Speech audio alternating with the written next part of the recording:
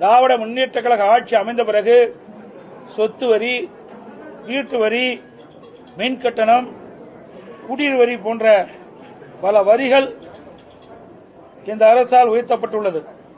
இதனால் மக்களின் அன்றாட குடும்ப சுமை பன்மடங்கு அதிகரித்துவிட்டது.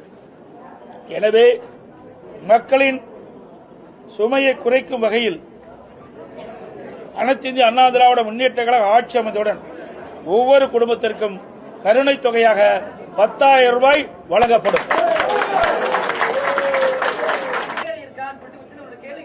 அதுக்கு தாங்க நான் சொல்றேன், வருவாயை உயர்த்தி பெருக்கி அதன் மூலமாக நாங்கள் அறிவிக்கப்பட்ட இந்த திட்டத்தை மக்களுக்கு வழங்கப்படும். அது இப்ப எல்லாம் எப்படின்னு சொல்ல முடியும்? வரி ஏத்துறாங்களா இல்லையா? நீங்க கேட்கிற கேள்வியில அதாவது வரி உயர்த்துறது பல இருக்குது, புரியுதுங்களா? இன்றைக்கு வரி உயர்த்துவதற்கு பல்வேறு வழிகள நிதியில் இருக்குது.